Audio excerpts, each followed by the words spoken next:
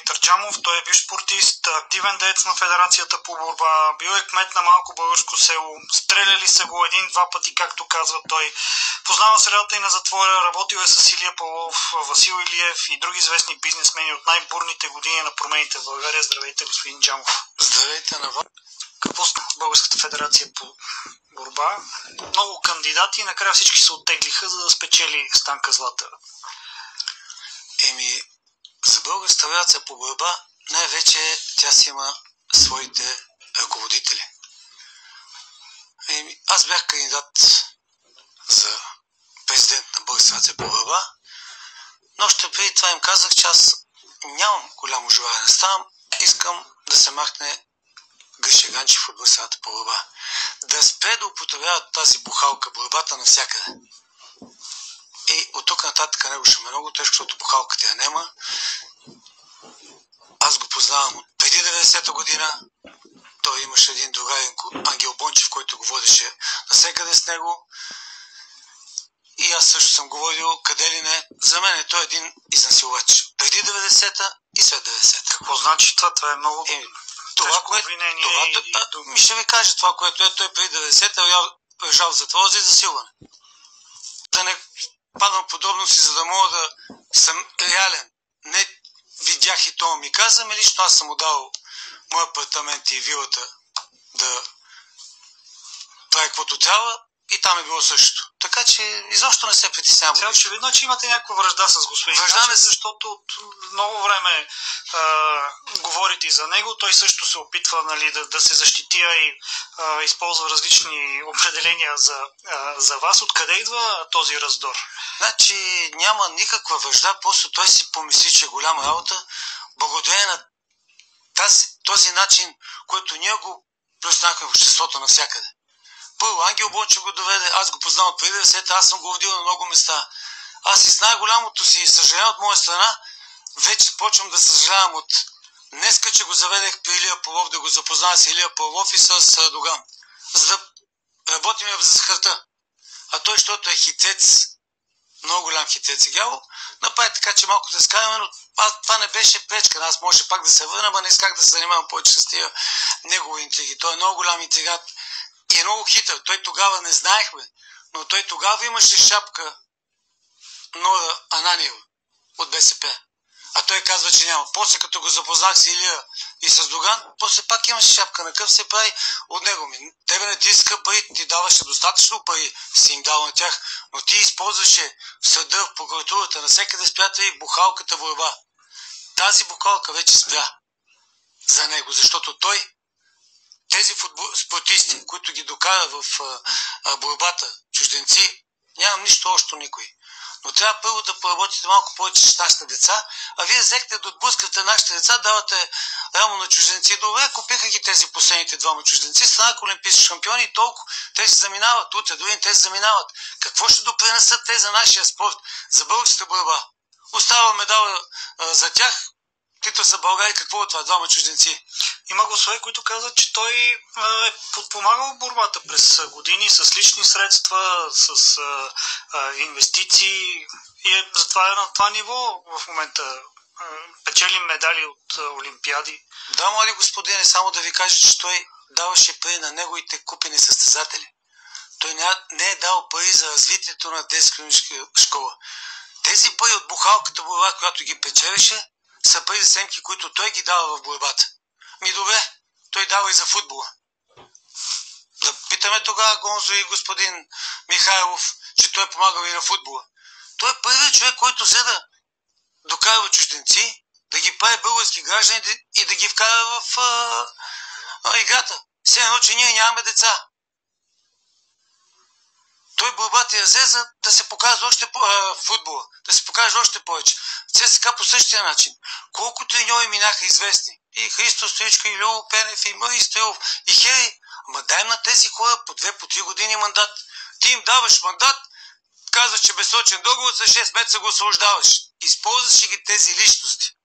Да ги купуват, да си има телевизия, да си има медия, да си има всичко. Добре, сега кой владя борбата? Следно, че Гриша Ганчев извадихте го, той не е вече част от ръководството и от управлението. Борбата вече е на борците. Станка Златева е най-достойният човек и тя е ръководител от Шампионска лига. Ако сметнете в футбола, това е борбата. Треньорите, ръководството, най-вече с президент Станка, Шампионска лига. Това дете преди 10 години свършва с борбата и става треньор. Отива си в родния край да става треньор, няма зала. Кмет ти дава една лопата и вика, ето направи тук първа копка и почваме зала. Тя почва от минус нулата. Ако някой младши прокурор, младши съдия, който и да е младши банкер, му кажеш, ето отвънка, поляната направи в офис, ще работиш. Тя почва от минус нулата. Прави зала. С приятели, с община, с други и нейни средства. И сега в момента тя има 30, 40, 50 деца, 50 деца казват, които 30 участват на състезание. Дами и господа... Моля само, масата не те пихне толкова... Извиня. За борбата почва ново начало и то ще бъде с Станка Златева. А стои някой зад нея? Тя самата. Как самата? Тя спечели пред Гриша Ганчев и толкова много други влиятелни хора в федерацията. Аз съм тук заради него, защото той ми каза, че постави негови приятели, че кандидатства заради мене. Ама викам, аз нали знаеш, че в Русе кандидатствах и ти казах в очите. Начинът по който ръководите българската борба няма да стане. За борбата почва ново начало. И ние на тази база покрай нас ще дойдат джудисти, самбисти, щангисти, нали, защото от борбата тръгват всички самбисти и джудисти и така и така нататък. Борбата вече си има ръководство от Шампионска лига в лицето на Станка Златева. Тя ще обяви треньорите. Треньорите също са свободно и Косицкова много качествени, но това ще обяви тя като и дадат право. Ново начало има и така парламентарна група в парламент. Е била кандидат от ГЕРБ, така че тук няма политика. Те си я поканили, направи са сериозен колектив, сериозен хора, които са ангажирани с тази работа. То ще се разбере всичко, няма проблеми. Дай Боже политиците да ни обърнат внимание и да ни помагат. А вие търсили ли сте подкрепа от политиците? Говорили ли с тях от някоя политическа сила или политика, елате да помагате? Виж сега, как да ви кажа, политиката е друго нещо. Ние трябва да спрем при нас, политика не може да се занимава. Политиката е на политиците, борбата трябва да стават на борците. Всички, ето сега е в Олимпийски комитет, всеки трябва да си знае какво може да прави. Най-лошото при нас, че ние сме готови да очернем всеки един човек, който нека да застане. Дайте му шанс. Било то 3 месеца, било 5 месеца, дайте му 6 месеца. Той като не се справи, той самичък се махне. Няма кой да стои и да вижда, че не става работата и да стои. Това не го виждам аз. Политиците на политиката, обаче политиците ли се даваха мутрите на 90-те?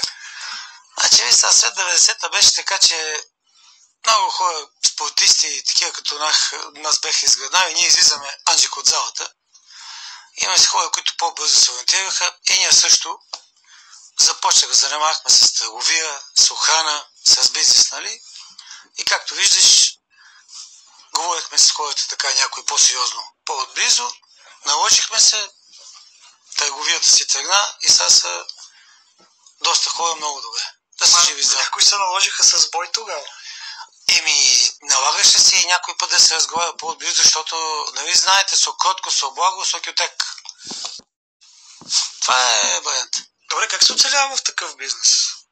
Как такава среда, бизнес среда. Трудно и трябва да имаш и късмет.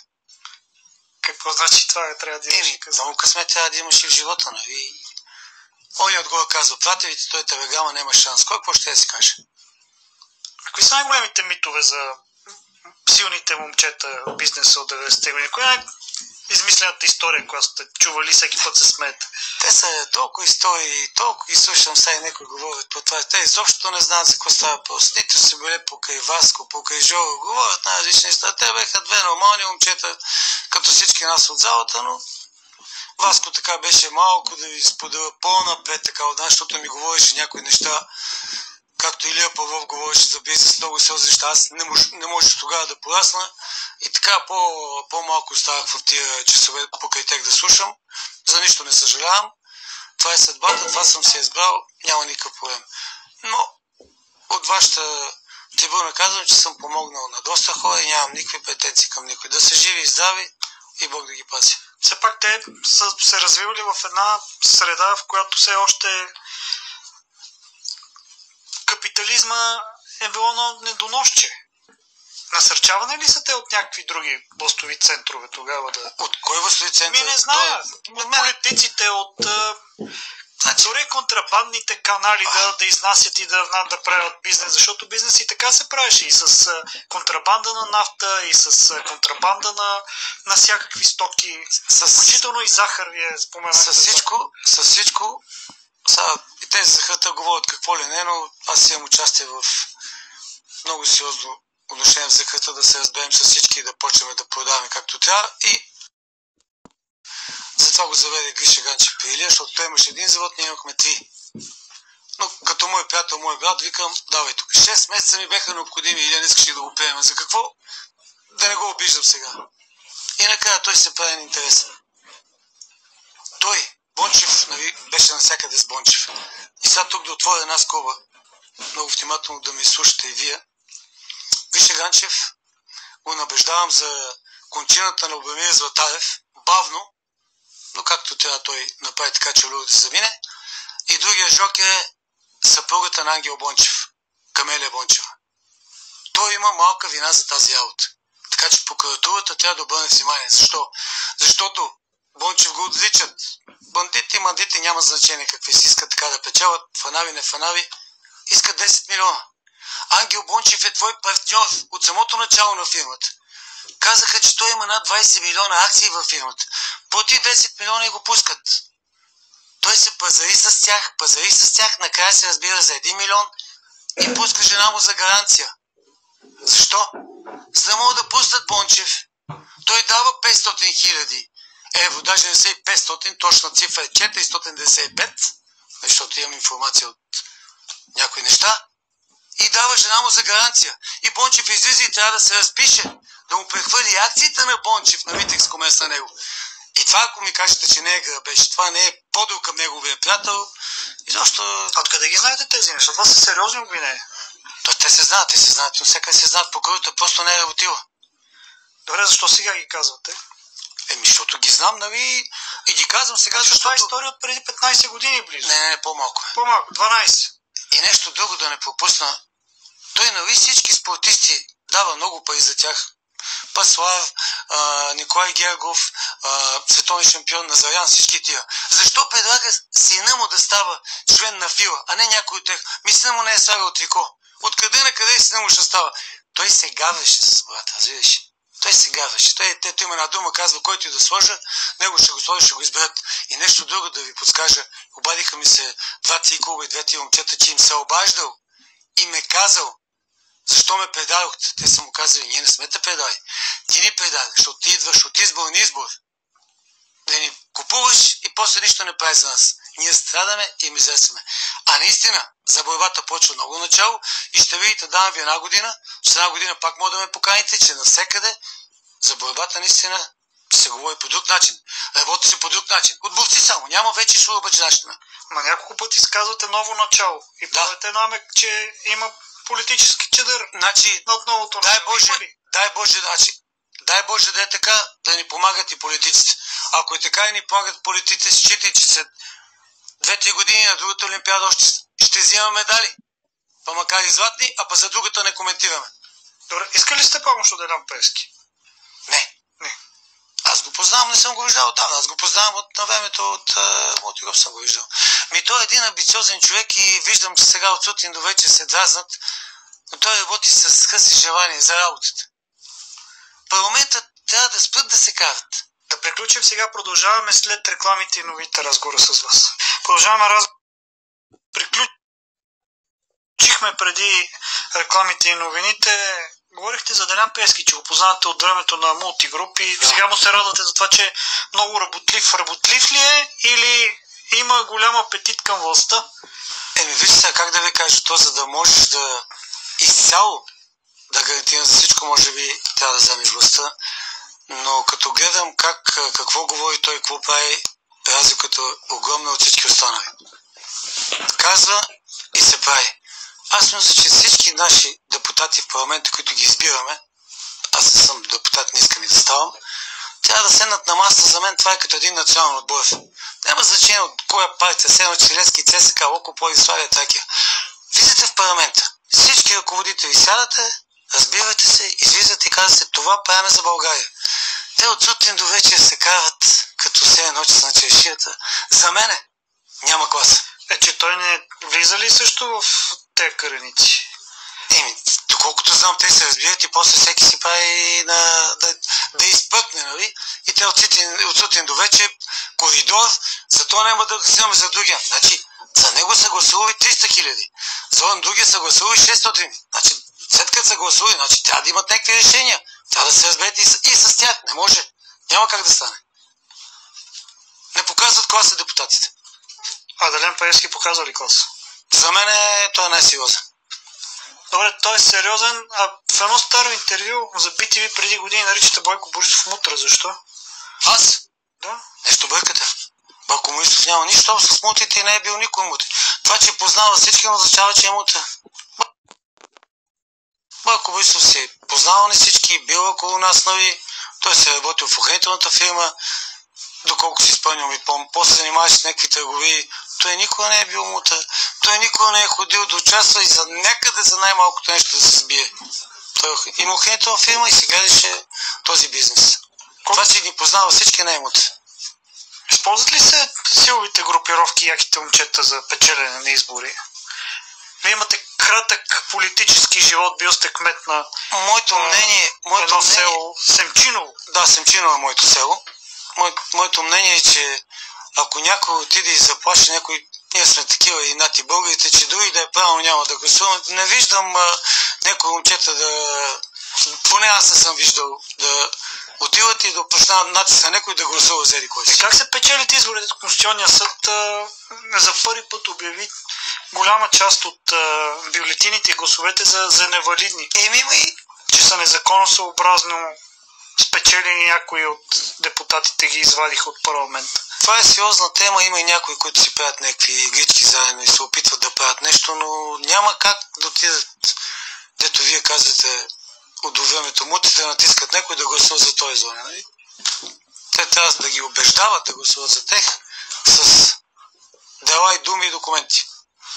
Кой е по-силна? Политическата мафия или борческите групировки? Ние сме много малки борците. Просто сме от 4-5 братя най-малкия. Добре, не поочистиха ли групировките преди 25 години от тези поръчкови убийства? Не поразчистиха ли терена тогава? За съжаление, пак на някакви интриги, на лични отношения станаха тогава доста такива убийства. Нали? Включително и аз бях в този списък. Но за мен поръчителът се знае кой, той почина. Вашия почина, поръчител. Да. А другите защо не ги хванаха? Димата Ознака е поръчителът. На мен той почина. А другите защо не ги разкриха? Не знам. Не знам, не мога да ви кажа.